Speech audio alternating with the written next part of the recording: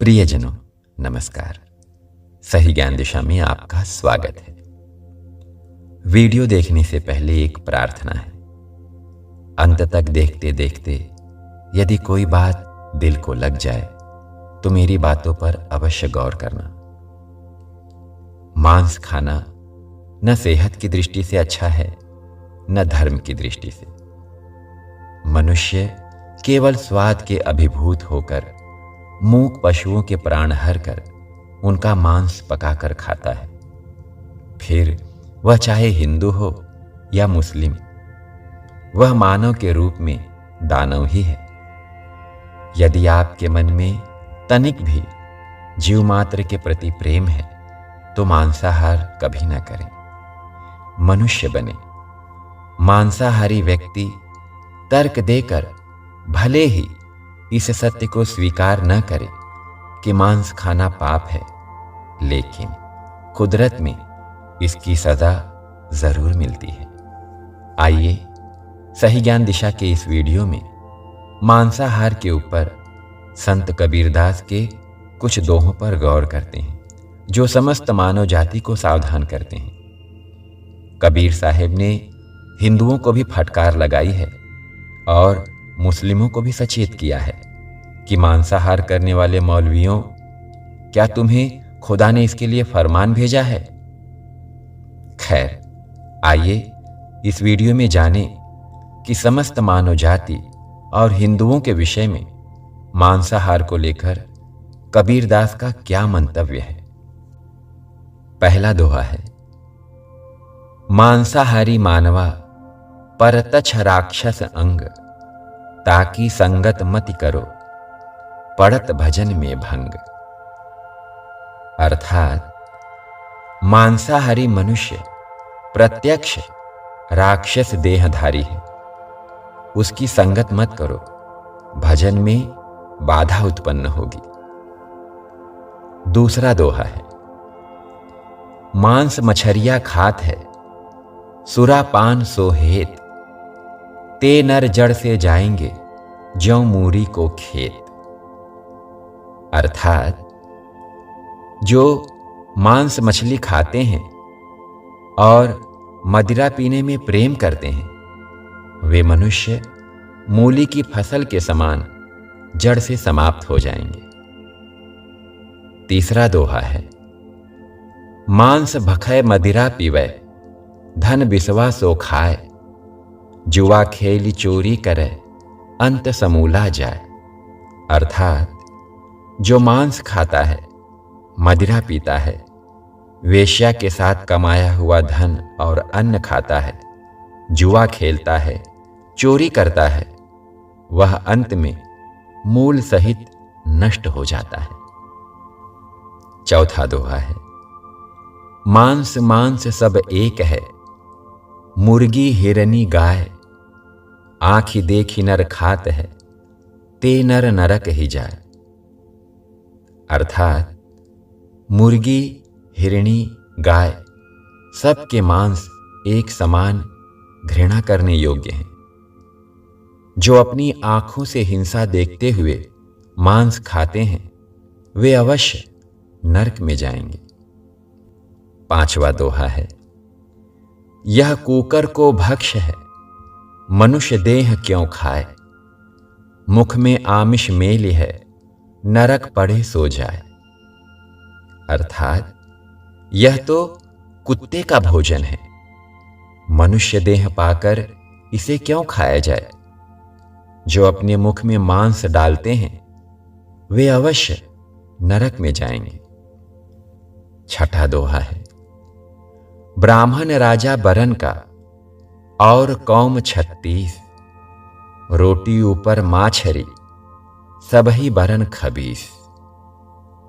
अर्थात सब वर्णों का राजा ब्राह्मण है, इसके अतिरिक्त मनुष्य की और 36 अर्थात अनेक जातियां हैं, परंतु जहां रोटी के ऊपर मांस मछली रखकर खाया जाता है, वहां ब्राह्मण आदि समस्त जातियां दुष्ट मुर्दाखोर हो जाती हैं।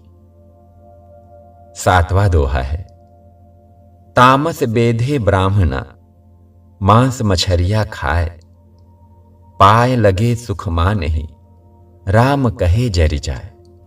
अर्थात तामसी ब्राह्मण मांस मछली खाते हैं, उन्हें यदि पाए लागे कह दो तो प्रसन्न हो जाते हैं, और यदि जयराम कह दो तो जल भून उठते हैं। 8वां दोहा है।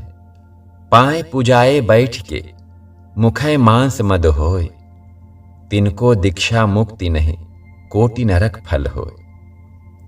अर्थात जो ब्राह्मण, साधु या कोई भी हो, गुरु बनकर बैठकर चरण पुजवाते हैं और मांस मदिरा भी खाते पीते हैं, उनकी दीक्षा से मुक्ति को कौन कहे, करोड़ों नरकों में दुख भोगने का परिणाम होगा।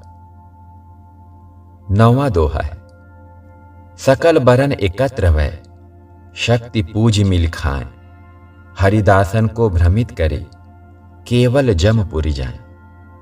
अर्थात सब जाति के लोग इकट्ठे होकर कल्पित जगदम्बा की पूजा करके बकरा आदि का वध करके खाते हैं और हरि भक्तों को भ्रमित करते हैं कि तुम लोग मूर्ख हो जो मांस नहीं खाते।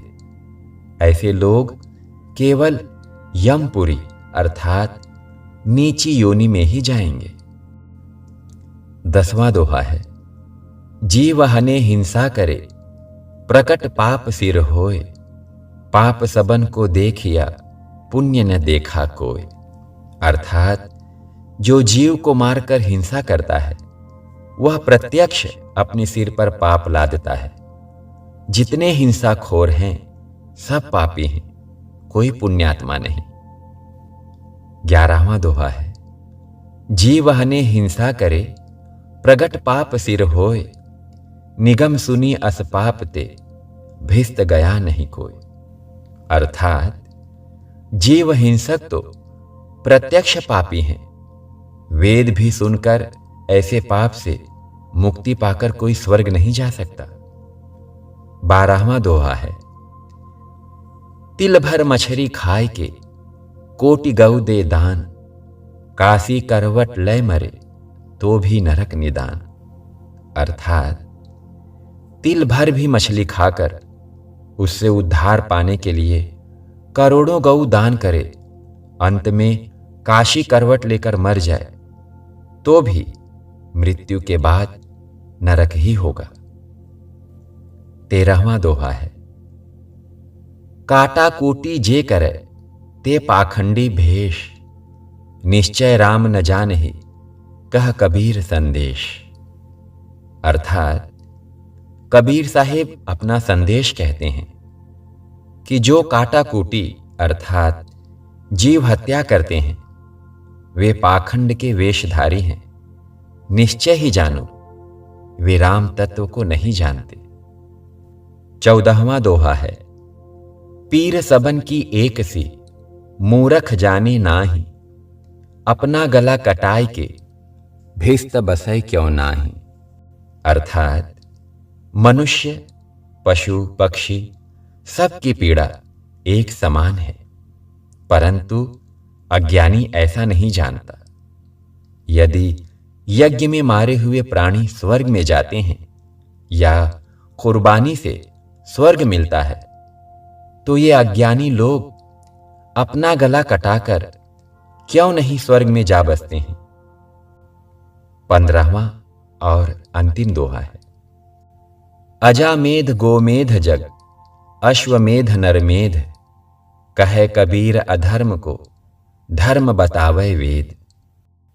अर्थात कबीर साहेब कहते हैं अजामेध, गोमेध, अश्वमेध, नरमेध आदि यज्ञ जिनमें जीव हत्या होती है ये महान अधर्म है।